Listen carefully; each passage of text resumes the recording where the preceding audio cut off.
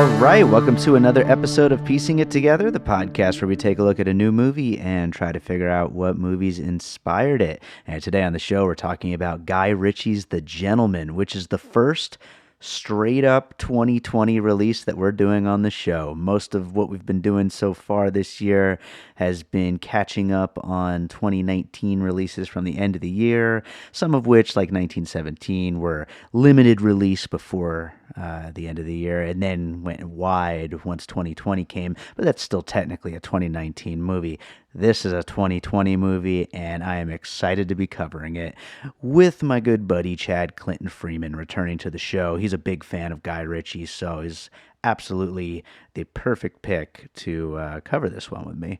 So before we get into that conversation, it's a really fun, long, loose one. So it's a great one that we got coming up for you. I do want to remind you, as always, please make sure you're subscribed to Piecing It Together on your podcast app of choice. You can, of course, rate and review us on Apple Podcasts or on Podchaser. We'd love to hear what you think of the show. And you can follow us on social media at Piecing Pod. Join the Facebook group Popcorn and Puzzle Pieces. I'm starting to get a little more active on Instagram at Piecing Pod. Not really, maybe a little bit. I don't know. And all the other social medias. Are there other ones? I think there are. Whatever they are, we're at Piecing Pod. That's for sure. Also, wanted to give a nice little shout out to ReadySteadyCut.com. They did a list of some of their favorite movie podcasts, and Piecing It Together made the list. So really appreciate that. Anytime I find out that people are not only listening to the show, but really enjoying the show enough to put it on their list of their favorites, that is awesome. And I am very, very honored to be included on that list. So thanks, guys. That's really awesome. So with that said, I think it's time to get into this one. So let's get into The Gentleman. All right, so back on the show with us today, we have one of the best gentlemen that I know. His name is Chad Clinton Freeman. How's it going, Chad? Oh, it's going great. Glad to be here. Yep. That's Excited. another early one for us. Yeah. But I'm excited. One of my favorite filmmakers, Guy Ritchie. I always get excited when he has a new movie, even the past couple that he's done that have been, big IP movies. But Sure. it's exciting to get back to one where, he's basically doing totally his thing. So a return to form, some might say. yeah, exactly. Well, before we get into it, to go with the theme of the movie, are you drinking anything right now while we record, Chad? We are gentlemen after all. No. You have a nice little scotch with you this nice fine morning? No. I could grab something, I guess, but no, I don't have. Nah. Well, that's iced coffee for me. that is an interesting thing. I wonder if there are any drinking games for this movie. I'm sure you could easily come up with one. Oh yeah. I'm sure. Anytime anybody says the C word, Mm-hmm. Definitely on my notes of things to address during this conversation. or anytime there's some sort of racism. Mm-hmm. Sure. So yeah. There's a lot of drinking games that could be made out of this movie for sure. All right. Well, so yeah, I'd say let's just jump into this. I know we kind of discussed a little bit ahead of time that our puzzle piece lists are fairly messy with a lot of ideas that we're trying to fit into pieces, but I'm sure we'll have plenty to talk about. So why don't we just jump in? What do you got for your first piece? Yeah, it was funny you said that about the messy, lots of ideas. That's kind of this movie, I think. Yes, absolutely. It very fitting. So the big one for me that I thought of, because as I'm watching this movie, I love these kind of movies, by the way. But I mean, really, the movie, when you boil it all down, it's two guys in a room talking. That's pretty much the movie. And then Mhm. they have pieces. Of course, we see flashbacks of other things that have happened because it's a story being told by Hugh Grant's character.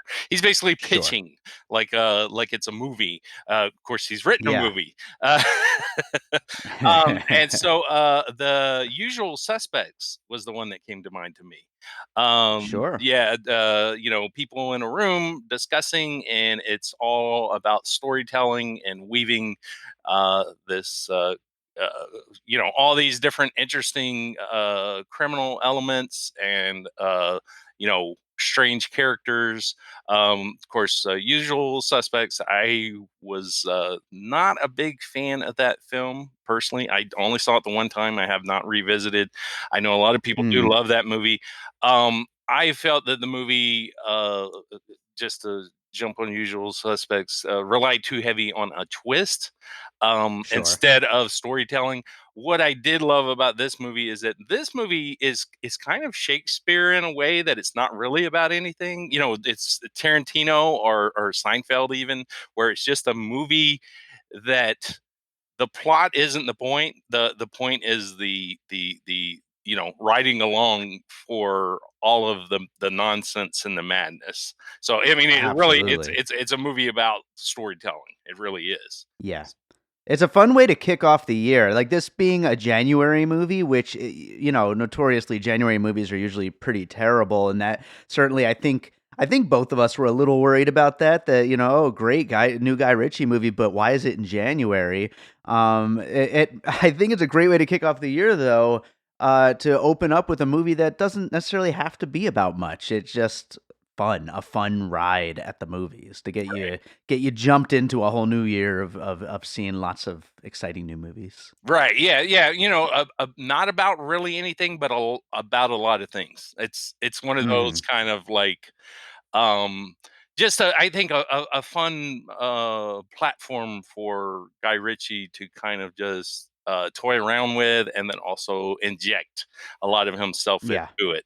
And that's one of the things I'll get into. But I feel that a lot of ways, it almost feels like a personal film for Guy Ritchie in a number of ways.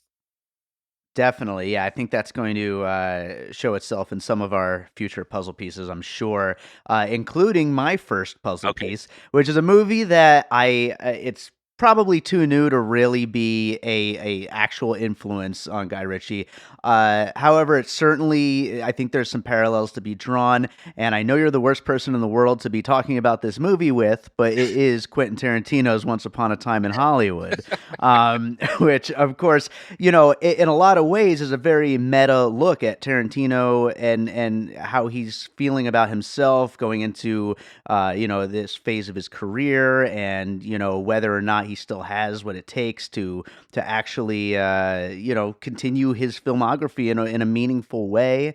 And I think in a lot of ways Guy Ritchie is going in very meta directions here with The Gentleman, and there's obviously a lot of jokes about it, but within those jokes, I think there is some seriousness to the fact that there's this screenplay, and is it going to be made in the right way? Is it going to turn into a good movie, or is it going to be a crappy movie? And is it going to have cliches and whatnot? And while, like I said, there's a lot of jokes about it, like when they're like reading the screenplay along with with the video where they don't have the Right. audio, or when they're talking about how it's going to be shot and stuff like that.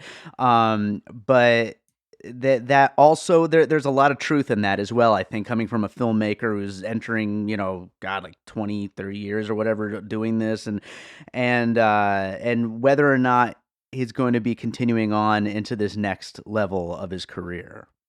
Yeah, no, I mean, I think Tarantino is actually a good puzzle piece himself. I actually did think of Once Upon a Time in Hollywood as well, due to Mhm. the aspects of like in that film, it is a lot of almost feeling passed by, and in Yeah. this film, of course, Matthew McConaughey, his character, his is wanting to get out when it everything is still good, and he's on top because Sure. he wants to be, the king, and he wants to stay the king. Um, which I think this movie is in a sort of a way is kind of a response to any criticism that Guy Ritchie has gotten uh, Sure. with doing big IP movies like King Arthur and Aladdin. And does he still have it? I think that in a way it's him proving to himself and proving to everybody else that, hey, I'm still Guy Ritchie. I still make Guy Ritchie movies. Um, and Sure. I think it's so funny too that this movie, how this movie came out of nowhere. Like, it was like Guy Ritchie is making Aladdin, and that's all you heard. And then it was like Aladdin, and then all of a sudden it was like, here's the gentleman, and it comes out in like 3 months or something. It was like, wait, what? Yeah, yeah. All of a sudden, when there's a. did you I even make actually this movie? when the poster and trailer dropped, I seriously thought it was fake. I thought I thought it was a joke thing. Right. Yeah, yeah. I remember when the trailer, I mean, when the poster dropped, I was like, okay, yeah, we'll probably get that in a year. And I'm like, wait, what? It's coming out in January. Yeah, So yeah, no, it seemed like very very quick. So it's one of those things that, I mean, it's funny. When we were talking about yesterday, I hadn't had any notes written down for this show yet, and you called me yeah. a cheeky monkey, I believe it was. Cheeky Allegedly. cheeky is a good way to describe this movie. Uh, Uh-huh. it is very very cheeky. Guy Ritchie is a very very cheeky guy, and He sure is. this movie is. It's definitely one of his cheekiest. It's definitely up there with Snatch. But I mean, and talking about though the way it's kind of personal like that, and the comparison to Once Upon a Time. Um, my next puzzle piece is actually the Kingsman. So Mhm. I think the title alone, because the title is not a Guy Ritchie title. In the movie, the script that Hugh Grant's character has written is called Bush. That is a Guy Ritchie title. So I Sure, almost yeah. feel like this movie originally was probably called Bush, but then as a response to The Kingsman, The Irishman, now here's The Mm, Gentleman. It's like, okay, guys, I am the true crime, like, gangster king. It's me. I like Okay. it. I think that kind of, in a way, it was like a response, a taking back of, hey, remember me? I do this thing.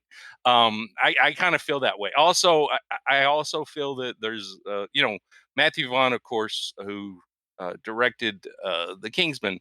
He was the producer that started off with Guy Ritchie with Lock, Stock, and Two Smoking Barrels, and then also Snatch. So I Yeah, think there's a lot of influence that both of them have had on each other. And absolutely. you see it in both of their films. You see, things that remind you of the other director.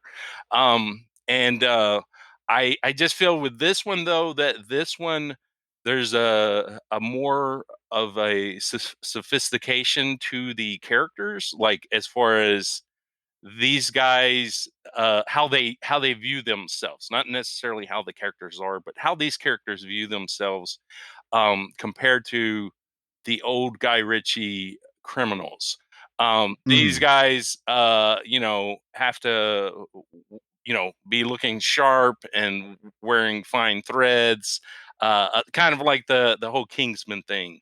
And I I specifically feel the Colin Farrell character, the scene uh where he beats up all the guys in the like whatever it is, sandwich shop or whatever it was.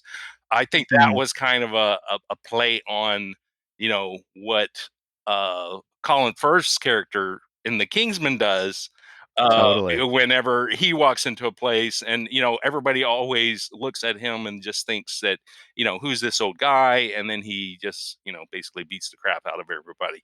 And I think that that character, specifically that scene, was playing on The Kingsman. Yeah, you almost get the sense with these characters that they've seen these gangster movies before. Right, right, You know, they're playing a part very much, which adds into that whole meta aspect of the story and everything, you right. know. But yeah, I absolutely had Matthew Vaughn movies just in general. Like obviously him starting as a producer with Guy Right. Ritchie, but then into the stuff he's done on his own. Definitely, I think that there's a little bit of a circle of influence going on between these two directors. Yeah. Well, what I was gonna say before that, because Layer Cake, which was Matthew Vaughn's first movie that he Uh directed, huh. which was Daniel Craig playing a cocaine businessman, not a gangster businessman. You just said gangster. These are Sure. businessmen. These are Yes, gentlemen. absolutely. So I apologize. Sorry. so yeah, so this one kind of felt a little like layer cake in the aspect of it being, these people not seeing themselves as criminals, not seeing themselves as gangsters, businessmen. And with layer cake it was, a about cocaine and a guy that was wanting to retire. Of course, the whole thing of criminal wanting to retire, that's something that has been done, a million times in movies. Sure. And it's usually, oh, this one last thing and then we're going to retire. I thought it was interesting that this one though didn't take that angle of one last heist or one last whatever. It was He was actually selling the business and getting out. Yeah, he wanted out. He actually did want out. Yeah. So, right on. Yeah, I think we might as well for my next piece. We might as well just stay in the same area and get this kind of out of the way. But we're talking about Matthew Vaughn movies. We Hmm. might as well also talk about the Guy Ritchie movies that he's Okay. clearly going back to. Right. Lock, Stock, and Two Smoking Barrels and Snatch. Um, he's clearly uh in the mode of I just did all these big IP movies. I want to revisit my crime movie past, and have some fun with it. He's clearly going in and saying, okay, I'm known for this thing, but I don't want to do exactly the same. I want to go in and in a, we've already said meta, but it really is in a meta way, just really kind of fuck with the genre a little bit and just have as much fun with it, loosen it up, and just really play with it and get to the ins and outs of it, and on multiple levels really just kind of mess with the formula a little bit of what a crime movie is, what a British crime movie specifically, and then what a Guy Ritchie movie I, is. I I think that in recent years, the closest that we've gotten to this sort of movie from Guy Ritchie was The Man from Uncle in 2015, which was Sure. basically a big IP movie. Well, it was a Guy Ritchie movie dressed up as a big IP movie, which is Which I gotta admit, I still haven't seen, and I uh, feel awful about it it, because I know it's supposed to be oh, great. it is great. It is great. Um, the one element though that I think he learned from doing that film was that in it a uh he has a woman character who basically comes along for the ride, and I think he tried to more incorporate that in this new film. He's not quite there, but he pushed in that direction more so than I'm Hmm. talking about Snatch and Lock, Stock, and Two Smoking Barrels, Sure. or even if we're including Rock and Rolla and Revolver. Neither of those Hmm. was I huge fans of. Sure. Whenever I talk about the great Guy Ritchie movies, it's always the first two. Um, Sure. but yeah, I mean, he's never like Scorsese. He's never known for strong women characters. So Hmm. he did, I think, from Man from Uncle, kind of take that element and try to bring it into this one a little bit. He's kind of getting there, not quite, because we do have a love interest, and she is her own person. She's her own, businesswoman. Uh-huh. She just doesn't have a lot to do besides kind of be there to play the victim, so that McConaughey can be the hero to save the day. Sure. But for the most part, But she's good while it lasts. She's great. yeah. No, she definitely has some good moments. Um, Yeah.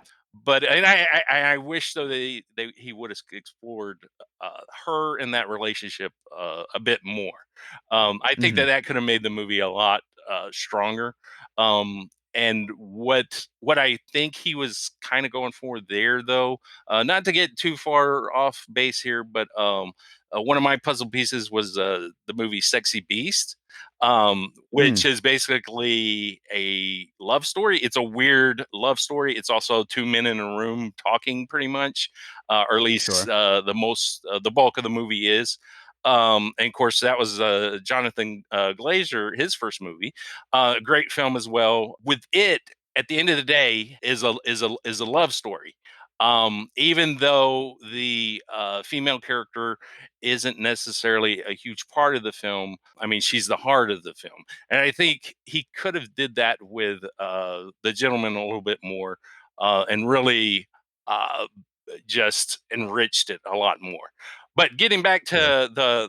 the Guy Ritchie films, yeah, I mean, as far as like energy, this definitely is of the same lines as Snatch. It has the same fun, the same craziness, the same uh like you got to pay attention to what people are saying because they talk so fast, and it just Oh, yeah. really has that there are British crime movies, there are American crime movies, and then there are Guy Ritchie crime movies, and his are kind of in the middle, and then they're kind of on fast forward in a way. So Uh-huh. Yeah, I actually made time to rewatch Snatch the other night, before this podcast, which I know is rare for me to actually make time for watching movies at home, but, I I I remember when I was younger, when it first came out, I had to have seen that movie, like, a ton of times, usually drunk or whatever, with friends, and I always remember it being so damn difficult to follow, and that I think kind of if you're helped it. drunk or stoned, it might be. Yeah, it was very difficult to follow back then, and I have to report that it's still, as a sober 39-year-old man, it's still incredibly difficult to follow, but it's still a lot of fun, though. There's a lot of fun moments in it, and, I mean, Brad Pitt is so freaking great in that movie. No, yeah. But, I will say I think it's my favorite movie Brad Pitt's in. Brad Pitt nice. is he is fabulous in it, and yeah, you can't really understand a word he says in it. It's just so great. Yeah, So no, I mean, funny. that's the thing is, I mean, all Guy Ritchie movies, he's like Tarantino, that he likes to confuse people. I think M. Night as well. They like to be in charge, and they like to have control, and they like to have people confused and not know what's going on, and for them to be like rubbing their hands like, oh, I know exactly how this is playing out, and nobody else can figure it Yeah. out. And then it just like goes this way, that way, and then all of a sudden it's just like somehow it all comes together. And it's usually like one of the things with him that because I rewatched Lock, Stock, and Two Smoking Barrels. I rewatched Snatch, and I rewatched Man from Uncle. Um, Mhm. and he loves coincidences for things to like kind of work out magically. Like Oh, that, that's interesting, yeah. that's the thing that a lot of these other movies that I was mentioning, especially like Layer Cake and Sexy Beast, um, they don't necessarily like have happy endings. They don't necessarily work out for the best interest of the players, or at least the people we're rooting for. And a Guy Ritchie movie, that always happens, no matter what it seems like. Somehow they end up with the diamond, or with Snatch, or like in The Gentleman. If I'm not mistaken, Colin Farrell's guys that are under him, he's a coach, and he coaches these younger thugs Mhm. who basically go around.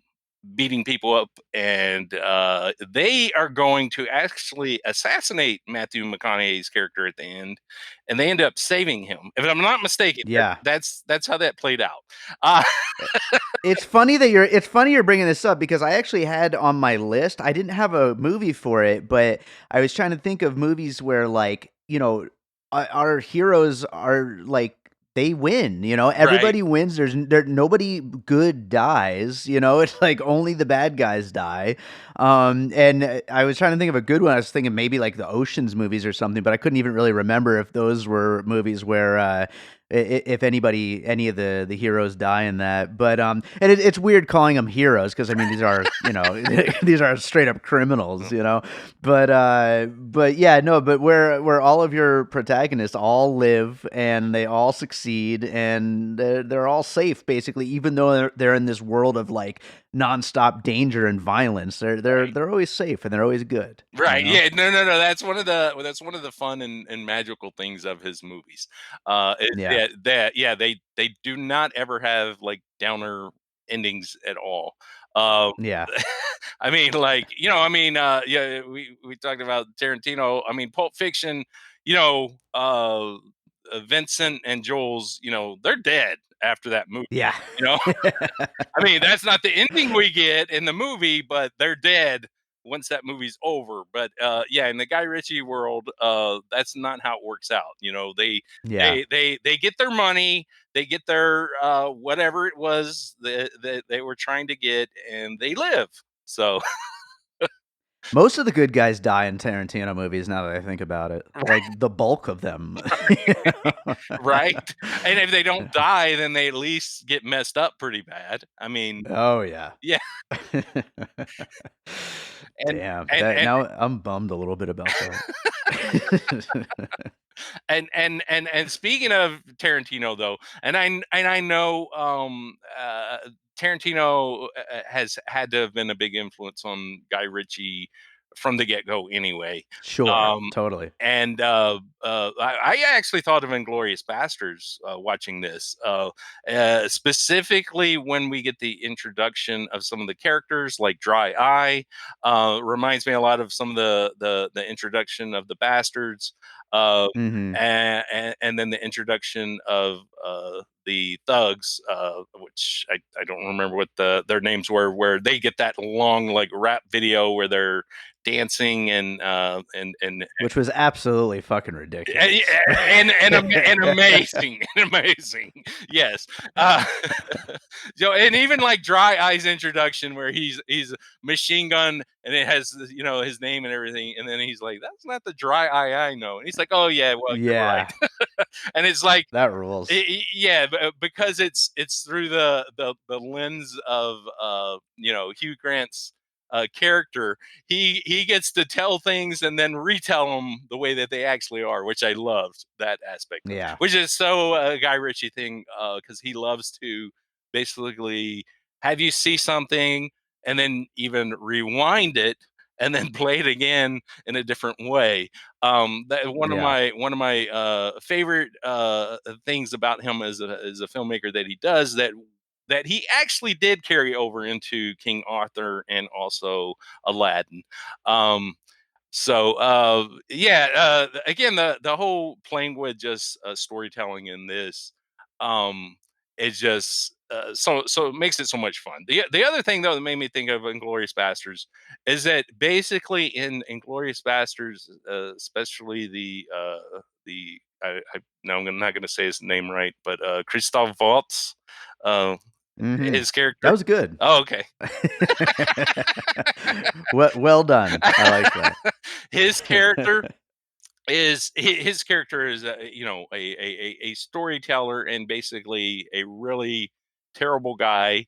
And well, I guess kind of Brad Pitt's character is kind of almost a parallel in this way too.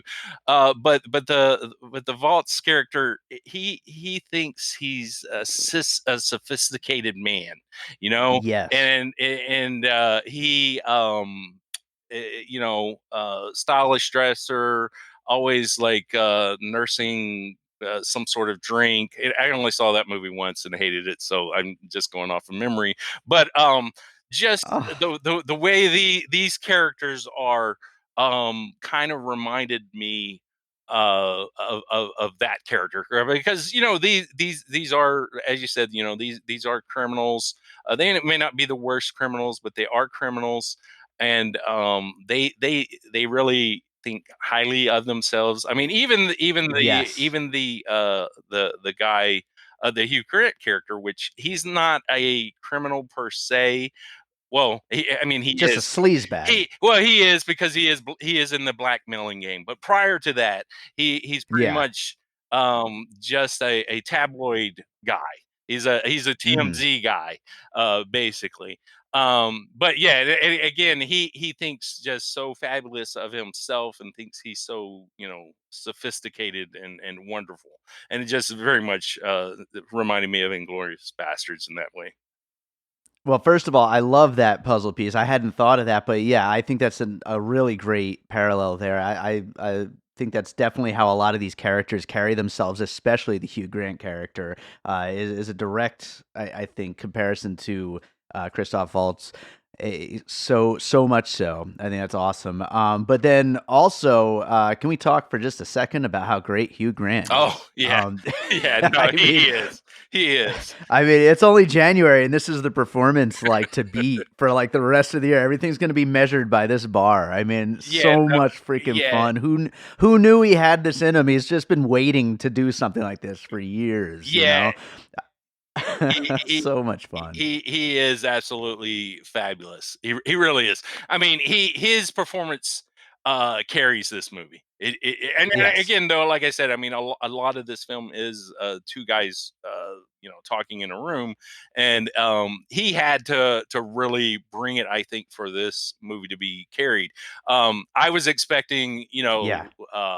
McConaughey to be over the top, and really he's kind of subdued for the most part. It's For the most part, Hugh yeah. Yeah, it's Hugh Grant that steals the show, and yeah, he is absolutely fabulous. um I have a theory. Again, we were talking about how this is a kind of a personal movie for Guy Ritchie in many ways. I kind of feel like that he's kind of a personification of Guy Ritchie. Hmm.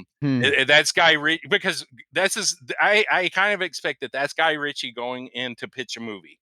Um, Yeah. the way he tells the story, the way he weaves, the way he works. The person that he's talking with. That's Guy Ritchie sitting in the room with people he's trying to get money from. Um, so in a way, it's Guy Ritchie's, you know, trying to, blackmail the people to give him money by buying his story. I think that's kind of a joke that he is, playing with us with. At the same Yeah. time, I mean, if you look at Charlie Hunnam's character, that's a Hmm. lot how Guy Ritchie looks these days. Guy Oh Ritchie yeah. with the beard and the glasses, the way he's dressed, everything. Because that's the thing, that's Guy Ritchie. He dresses like these characters. Guy Ritchie is straight out of like The Kingsman or The Gentleman. This is so. I think that the Charlie character, who really kind of doesn't, he's kind of just there and kind of reacts for the most point. I mean, he has a couple of moments that are pretty strong, but for the most part, he's kind of just a reactor. Yeah. He Well, he's like the straight man to yeah, Hugh Grant's just nutsoness. right, and then he's also the kind of gopher for McConaughey's character, which Yeah. McConaughey's character is, he's the king. So Yeah. that's Guy Ritchie at his best doing Guy Ritchie, and that's him, unleashing, and exerting all of his power. So I kind of see that those three characters specifically are just different aspects of Guy Ritchie himself. That's awesome. This is a very much more meta episode than I was Oh expecting yeah. going in, but Oh it yeah. really is. No, this movie is so meta. It so Yeah. really is. I mean, I think just the including of like the whole like YouTube bit and everything. I kind of Mhm. think going back to Once Upon a Time in Hollywood, I think that's kind of a thing of like um almost saying, because Guy Ritchie's movies have always kind of had like a music video feeling to them, that hyper energy. And here it is now. uh People watch, YouTube, or whatever, and they there are a lot of people, that instead of watching a movie, they'll watch clips on YouTube, or instead of watching TV shows, even they'll just watch YouTube. Sure. I don't understand it. People do it. And I think almost in a way, this is kind of a making fun of that, kind of mocking that. It's just like, I've been doing this for years. And Yeah, okay, here right? you go, here you go. So maybe if he put that clip on the internet, he would get like a jillion hits. I don't know, but Well, I've got two more puzzle pieces. So I'm going to get into the first of my last two here. This was one of the first things I thought of. Now, I should say I haven't seen this movie since the theater, and I loved it when it came out. I've been trying to get to it, and I was going to try to watch it this weekend, but then I ended up watching Snatch instead. But I love this movie so much, and I forgot how much I love this movie. It's Martin McDonagh's Seven Psychopaths, which is such a fun, crazy meta movie about a guy who's trying to write a screenplay, and he decides to go find these actual psychopaths to write about, and how everything starts to unfold and unwind, based on that. And I forgot, as I was like kind of going and like recapping this movie just so I could talk about it for a second. I forgot how much it's influenced by Adaptation, the movie that I love so much. But Seven Psychopaths and Martin McDonagh, really in general, I think is kind of goes along really well with the whole Guy Ritchie thing. But with the whole Hugh Grant character, having this script, and a lot of what's unfolding in the movie could very well be moments within his script versus what actually happens, because you've got that whole unreliable narrator aspect of his character. I think that there's a lot of, and we've talked about this a lot, but there's a lot of that meta-ness to it, of whether or not things are really happening, what is influenced by the real world, what is Guy Ritchie commenting on himself, what is like, which parts of it are just examples of his pitching a movie, right, right, brought to right. life, and which of it is what's actually happened in the world, and that he's actually relaying back the things that happened in the story and the plot. But yeah, Seven Psychopaths is a movie that I gotta watch again soon, because as I was like going back and looking it up just so I could kind of recap it for myself, I was like, oh my god, did I love this movie? I need to go see it again. You know what? I've never seen that movie. I Oh, it's so good. truthfully, I didn't know that's what it was about. I mean, Yeah. you got me sold. I do want to see that now, because I was trying to think of a movie too, because it seems like I've seen um movies that are like this way, where there's the script within the film, and then the film, Uh-huh. and I couldn't think of any. I mean, I recall something with Get Shorty, but I didn't like Get Shorty, and I don't remember exactly Sure. what it was about or what happened. And then I thought of The Player, Robert Altman's movie, but it's been such a long time Mhm. since I saw that movie as well. But I know that movie. I mean, I think we could still include it as a puzzle piece, because it's a movie about Hollywood pitching. It's a big time studio player, and then he gets involved with some sort of murder mystery. That's one that I wanted to revisit, but I wasn't able to. But yeah, Seven Psychopaths. That sounds like a lot of fun. I don't know why that one just kind of fell under the radar for me. Another great Colin Farrell performance in that one. He's so great. We haven't really had that many Colin Farrell performances lately that where he gets to just be wacky. I mean, kind of a little bit in The Lobster, but otherwise it's been mostly in like I don't know. I feel like mostly serious stuff lately, and so when he gets to be a little silly and out there, he is so freaking Oh good. yeah. No, he was a lot of fun in here too. He's almost like the Brad Pitt character from Snatch in a way. Totally. Yeah, and he gets to bring a lot of the some of the racism, but also okay. Here's one of the things I wanted to say about this movie is so like not of our times. This movie is Yes, so politically incorrect. I'm actually surprised that more people are not screaming mad about this movie. I know. But I don't think they've seen it. They're just like, hey, the Guy Ritchie movie.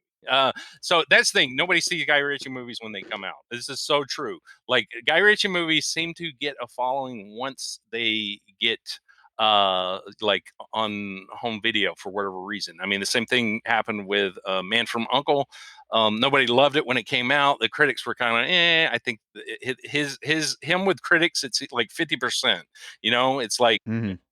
nobody's really a lover of what he does. And then once it gets out, DVD, Blu-ray, streaming, they'll grow a fan base, and now people are wanting a sequel to Man from Uncle, which Mhm. I of course want. But I think with this one, it will kind of the same thing will happen. But yeah, to get back to the political incorrectness of this film. Yeah. There's quite a bit of racism that the characters express, and just overall, very feels like a like movie from the 90s in a way, like almost an early Totally. Tarantino movie. What I thought of actually was a movie Tarantino wrote, that Tony Scott directed, One I Love, True Romance. Um, Mhm. feels a lot like that one. I mean, I could almost see somebody like Christopher Walken or Dennis Hopper like walking into this movie and just delivering some speech for no reason, about Asian people for whatever reason. Asians Sure. have a big target on their back in this film, and I there's a scene though that Colin Farrell says, which this is kind of Guy Ritchie saying, "Hey, don't take things too serious." That basically, if something comes from a place of love, then it's not racist. Right. And I think that's his, where that's him saying, "Hey, look, I'm not racist. I'm just having fun, or taking the piss." That's what the Brits would say. Sure. Uh, Absolutely. They would. so, on one hand, I could see how some people could be upset by this film. Um, Nobody is for some reason. Maybe after this podcast, and millions of people hear it. It's funny you say that because I listened to a few like podcasts about this movie, read a couple reviews about this movie, and you're right. Nobody is like they all bring up the racism, and they bring it up in a way it's like, and yeah, it's kind of a little bit racist, but it's a Guy Ritchie movie that feels like it's in the '90s. Like there are certain situations where you simply can't write off that even this amount of the political incorrectness. But then there are certain situations where apparently you can write it off and chalk it up to the kind of movie it is and the feeling of the movie and the fact that it's meant to be in good fun, which is not a good excuse in certain situations, but in certain situations it is. And and it is a very weird fine line. I don't know. Yeah, It's hard, especially as two white guys. It's hard to like to say exactly. where that line is drawn, but apparently this line it's drawn right here. It's like right past this, apparently. Well, I was kind of thinking about that too, about this movie. I was like, two white guys were discussing a movie with some racism in it and basically one female character. And we're going to give opinions about how, yeah. We loved it. So no, though, to bring that back though to Tarantino, okay? Here's Mhm. what I will say about the racism and the feeling of this movie versus one of his movies, which I do not like. I think it all depends on the movie and where it is coming from, and it's a matter of, are the characters racist or is the movie itself racist? Now, as Sure. far as the characters in here, that I did not feel that um the Asian characters were depicted in any worse way than the rest of the characters, whether white or black or whoever. I didn't Sure. feel that. I mean, it was always other characters saying something as opposed to it being uh those characters made to look a certain way. I mean, Right. I forget his name, the dry eye character. Of Yeah. course I'm a white guy. Henry Golding. Yes, yes.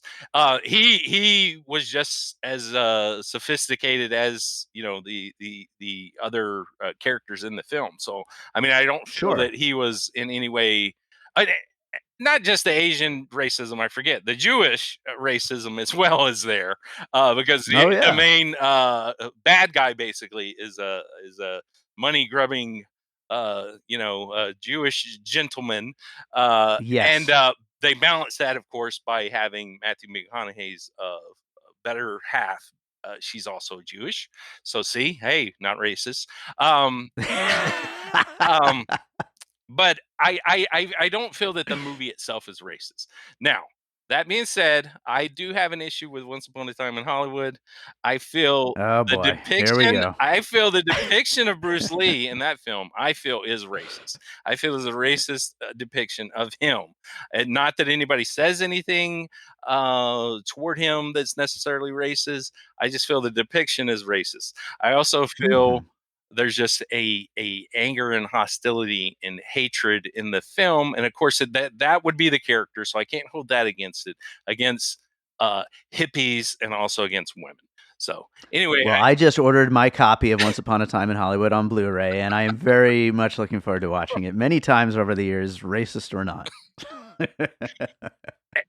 and though, to bring up another great film from last year, the Dragged Across Concrete, it's another one Mm, where I don't feel the movie itself is racist. I do feel that there are characters in the movie that uh, are racist, that do say racist things, and I do feel that the movie looks at racism.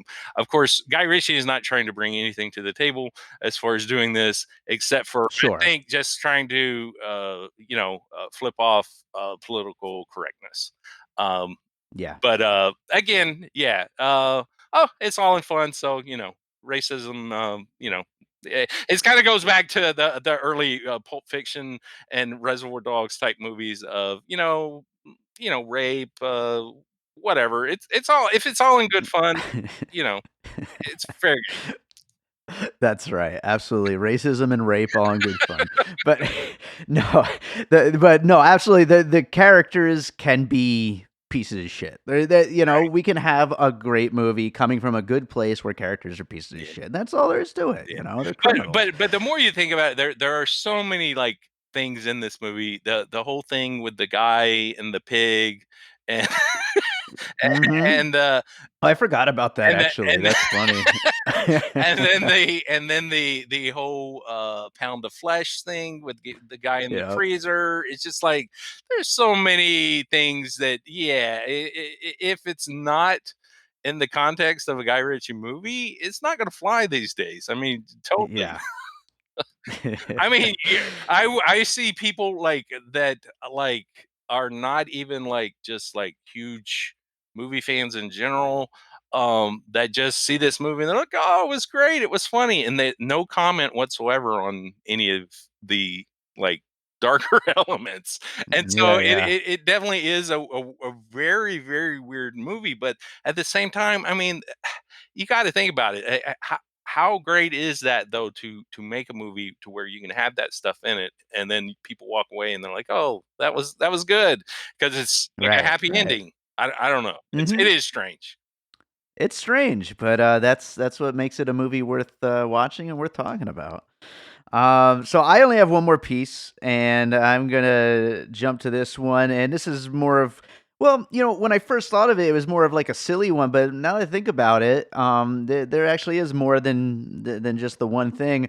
I was thinking about the fact that at the end of this movie, of course, spoiler alert, we talk about spoilers in this, but at the end of this movie, the Hugh Grant character goes to Miramax to pitch his Right. movie, and I thought of the only other movie that Miramax actually appeared in, as far as I know, Jay and Silent Bob Ah, Strike Back, and so I thought of that as a puzzle piece. But then, as I started thinking about it, as we've talked through this whole damn conversation about the meta-ness of this movie, it really works on multiple levels having Jay and Silent Bob Strike Back. I mean, there's so much inside baseball right. humor about movie making and the movie industry, and especially that ending where we get to Miramax. But throughout there's little bits and pieces, little jokes and throwaway gags about movie making in general, and so I think it definitely fits on multiple levels. And also, it should be mentioned this movie actually was produced by the new version of Miramax, whoever it is that owns the company now.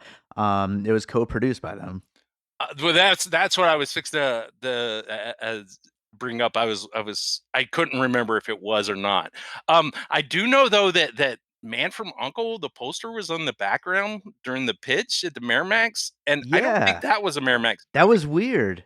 Yeah, I don't think that was a Miramax That movie. was so weird. So, It's very weird. but Very weird and regardless, awesome. yeah, no, I noticed that. I was like, wait a second, that's Man from Uncle back there. So yeah, Guy Ritchie has a poster of one of his movies in his movie. Uh, Talk about fucking meta. Jesus Christ. yeah, yeah. So, and I think I don't know. It just it definitely is just a fun and a kind of absurd movie that I think that's also what helps. Kind of on Jay and Silent Bob. I mean, I'm sure there's tons of politically incorrect things in the Jay and Silent Bob movies. Oh, there very much is. I Yes. was surprised when I saw the, double feature a few months back. I was like, "Wow, there's, like, a lot of, like, homophobic kinda jokes in this and Oh, stuff," and, like, this would oh, not you fly. get that in this too. You get the Yep. homophobic jokes as well. I forgot about that till you mentioned it. But yeah, so especially the Hugh Grant character, you that's a staple though for Guy Ritchie. Totally. Yeah, I Homophobia. mean, come on, he's gotta do it. Yeah, He's gotta. I think that's a staple for Kevin Smith as well. So Yeah. yeah.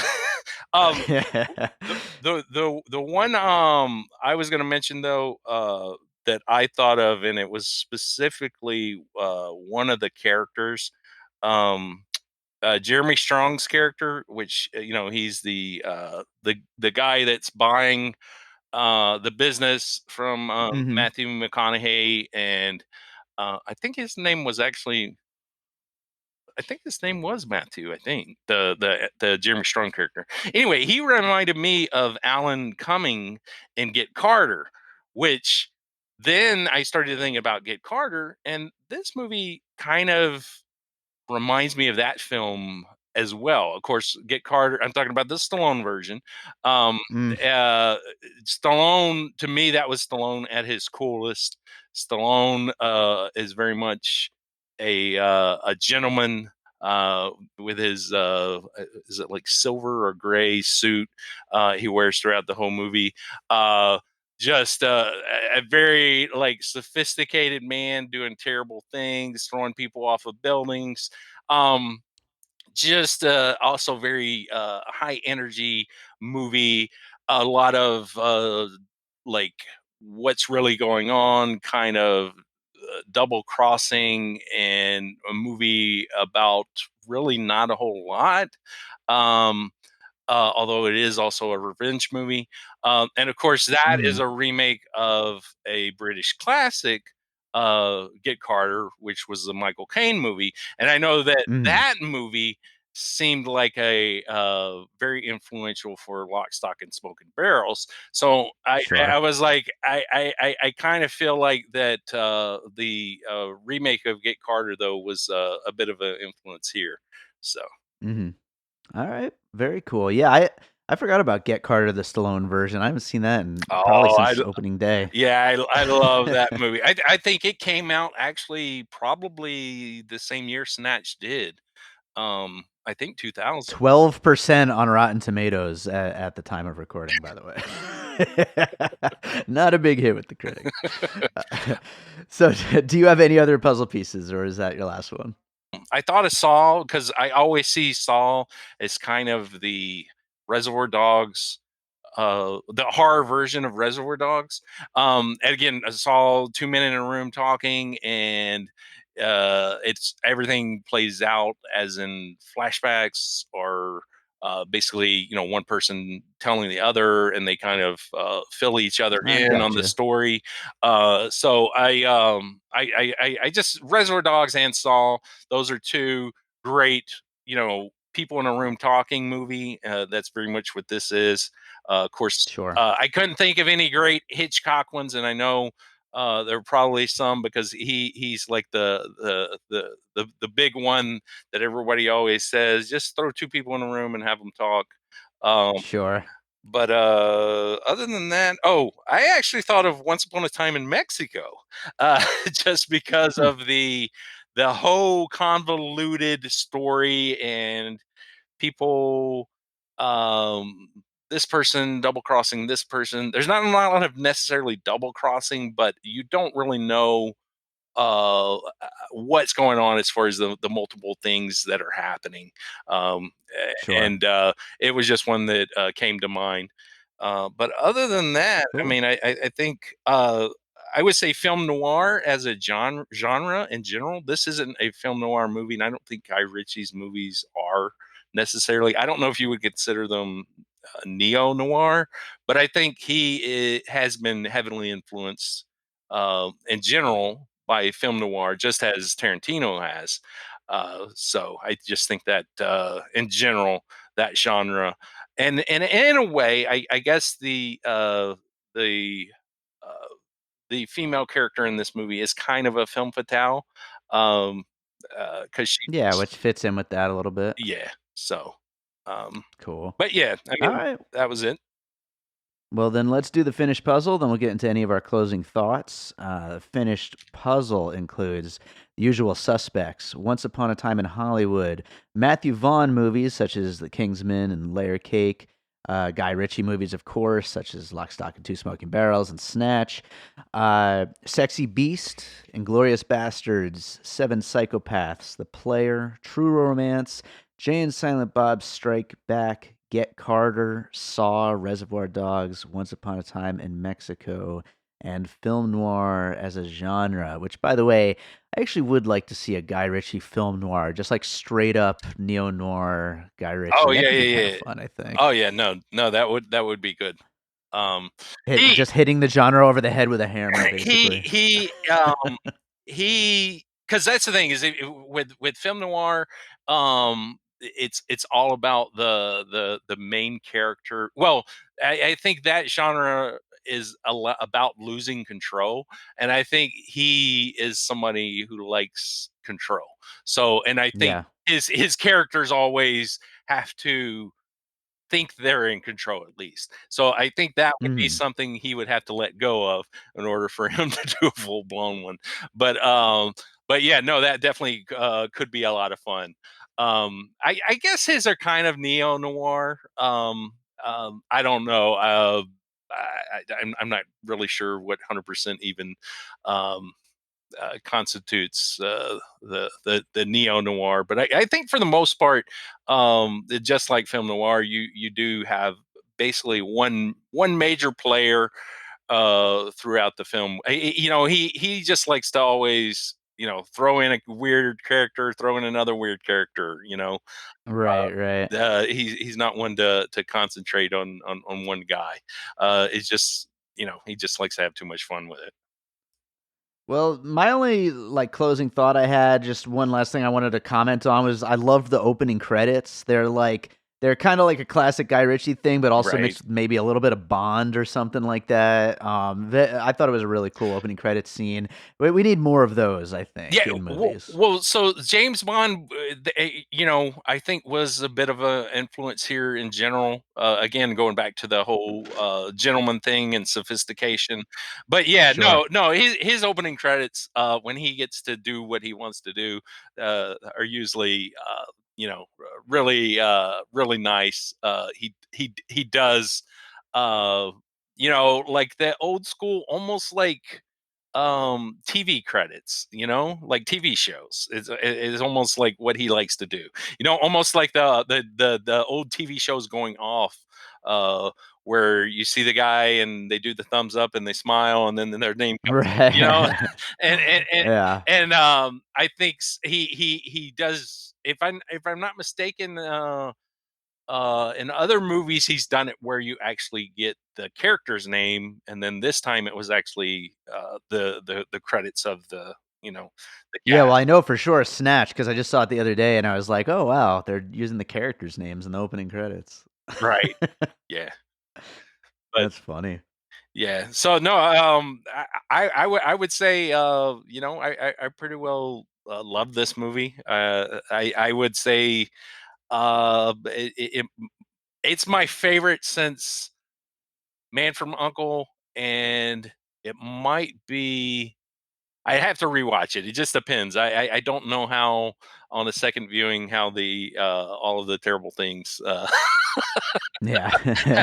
I know on the initial watch, I'm like, "Hey, this is a lot of fun," and then I'm like, "This was this," and start thinking about all the Yeah. horrible things in it. But so It's I, fine. It's it's fine. Well, Chad, have you seen anything else recently that you'd like to recommend to our listeners? I've actually watched a lot of stuff, but what have I watched recently that was actually, yeah, you know what? I didn't even write anything down or think about this specifically. Yeah. Um I oh yeah, there was one I posted on in the group the other day, the popcorn and uh puzzle pieces Facebook group, which everyone should join. Mhm. Yes, Um they should. uh Dead Shack. It's on Shutter. It's a comedy, zombie comedy. It's great. Mhm. It's a lot of fun. It's this family. They go out to spend the like weekend out in the woods. The next door neighbor to this cabin they're staying in is a woman that has a her family was infected, they're zombies, and she keeps them and takes care of them. She basically kills people and feeds them to her kids and her husband who are zombies. And so it's just a lot of fun. There's just a lot of it's one of those, it's a quick movie. I don't even I don't think it's very long at all, maybe 80 minutes or so. And it's just one that's not at all to be taken serious. It's just fun and silly. So, but Awesome. yeah, some good gory stuff in it too as well. Besides the humor, but yeah, a lot of good laughs. Awesome. Well, anything you'd like to plug real quick before I, let you go? No, that would be it. I just I think I've said it already, but I do love Guy Ritchie. Guy Ritchie, he is fabulous. Yeah. I was looking, and he actually has a couple of movies. It looks like in the works. It looks like that we're going to see more like The Gentleman, because he does have another one. I think it was called Cash Truck. Jason Statham, he's got him back. Ooh. Yeah, of course, that's somebody that started together, and I think they've done 3 movies. So it's about time that they got back together. I want another Matthew Vaughn and Guy Ritchie movie too. Now that Matthew Vaughn has really came into his element. I think even if they just did some sort of like co-directing project where one of them does one half and the other does a half. That could be really fun. Yeah, I don't know if they had it falling out or what. I don't know, but because that's the thing, there's not a lot of info on Guy Ritchie. He seems like a very kind of private person. I mean, he, Sure. crazy because he was married to Madonna, uh, Yeah. and Well, that's probably why he wants to be private after that. yeah, right. So, but yeah, no, I mean, I don't even like see too many interviews or anything that he does. He's not one of those guys that's like Tarantino, who's like always opening his mouth about 100 million things. Anyway, no, I just can't wait for more of what's to come from Guy Ritchie. I would love to see him do a superhero movie too. So I don't Yeah. know that would ever happen, but I'd love to see him do something like Star Wars as well. Uh, so I mean, I loved King Arthur. I thought it was great. I thought Aladdin was good too. So Yeah. I'm with you. I loved King Arthur. I know not a lot of people did, but we both liked it. yeah. But right on. I think that does it. So thanks as always for being here, and I know we're gonna be back in a week or so to do Birds of Prey. So we'll be talking to you soon. Awesome. Yes.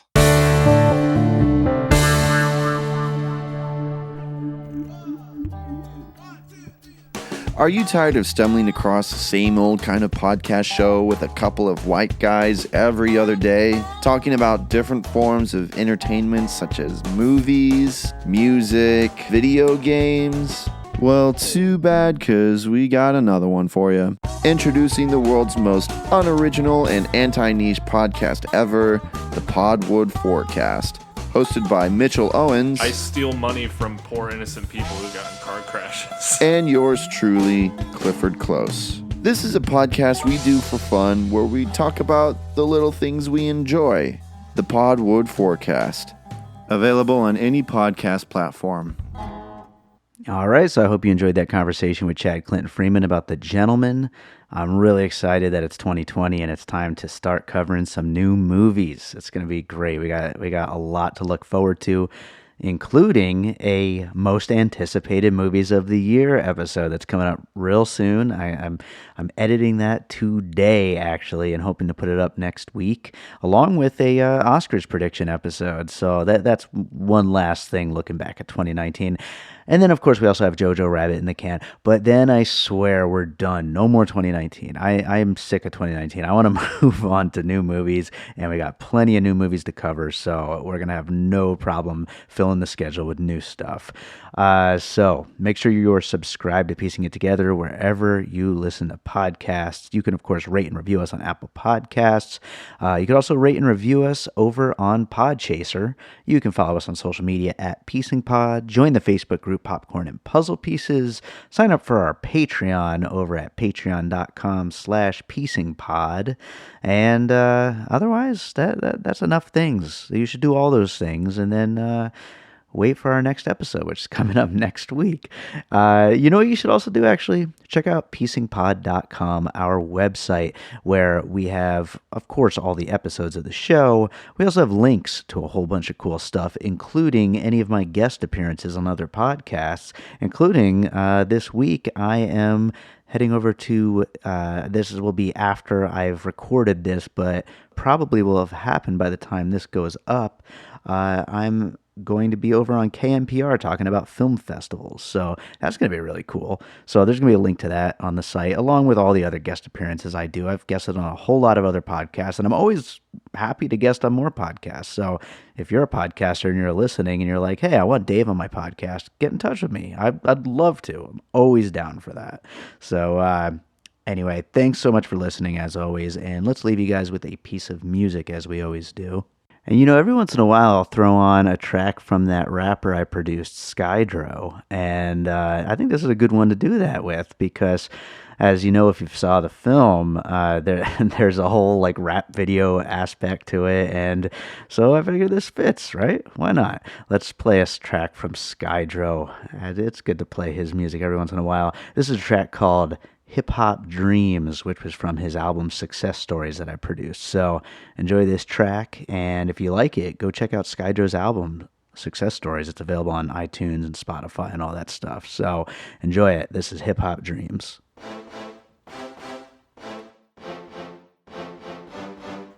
Ask not what hip-hop could do for you, but what you could do for hip-hop. You still got them dreams. Yeah, you still got them dreams. You still got them dreams. You still got them. So this is hip-hop dreams, hip-hop dream, hip-hop hustler, hip-hop fiend, hip-hop bubble up, hip-hop double up. Can't get enough of these hip-hop things. Hip-hop dreams, hip-hop dream, hip-hop hustler, hip-hop fiend, hip-hop bubble up, hip-hop double up. Can't get enough of these hip-hop dreams. Hip-hop got reggae music, hip-hop got the funk, hip-hop got the rock and country bumping in your trunk, bumping when you dumb, bumping when you front, bumping when you rollin', that's for sure a blunt. So this is hip-hop dreams, hip-hop dream, hip-hop hustler, hip-hop fiend, hip-hop bubble up, hip-hop double up. Can't get enough of these hip-hop things. Hip-hop dreams, hip-hop dream, hip-hop hustler, hip-hop fiend, hip-hop bubble up, hip-hop double up. Can't get enough of these hip-hop dreams. Knock, knock, knock, we're coming compact, jumping like a nice and we is a big box, steady rolling, holding the mic, controlling with dance, rubbing up in a reggae and hip-hop with style, lyrics, rum dance, versatile. The polar bear express we on the CEO file. Hip-hop intelligence is now made relevant. America's now ready to elect a black president. So this is hip-hop dreams, hip-hop dream, hip-hop hustler, hip-hop fiend, hip-hop bubble up, hip-hop double up. Can't get enough of these hip-hop things. Hip-hop dreams, hip-hop dream, hip-hop hustler, hip-hop fiend, hip-hop bubble up, hip-hop double up. Can't get enough of these hip-hop dreams. I no longer find rap pages, so I subscribe to the source. You describe hip-hop, describing a force. The new state photograph possessed by phenomenon paragraph. Great minds one wonder. At the sound I broadcast true stars, equipped with lyrical pictures and graphs, and equipped with digital riches and cash. The haters, don't make me laugh. So this is hip-hop dreams, hip-hop dream, hip-hop hustler, hip-hop fiend, hip-hop bubble up, hip-hop double up. Can't get enough of these hip-hop things. Hip-hop dreams, hip-hop dream, hip-hop hustler, hip-hop fiend, hip-hop bubble up, hip-hop double up. Can't get enough of these hip-hop dreams. Hey, you still got them dreams. You still got them dreams. Man, you still got them dreams. I know you still got them dreams. You still got them dreams. You still got them dreams. You still got them dreams. Come on, you still got dreams. So this is hip-hop dreams, hip-hop dream, hip-hop hustler, hip-hop fiend, hip-hop bubble up, hip-hop double up. Can't get enough of these hip-hop things. Hip-hop dreams, hip-hop dream, hip-hop hustler, hip-hop fiend, hip-hop bubble up, hip-hop double up. Can't get enough of these hip-hop dreams. This is hip-hop dreams, hip-hop dream, hip-hop hustler, hip-hop fiend, hip-hop bubble up, hip-hop double up. Can't get enough of these hip-hop things. Hip-hop dreams, hip-hop dream, hip-hop hustler, hip-hop fiend, hip-hop bubble up, hip-hop double up. Can't get enough of these hip-hop dreams. And all points west.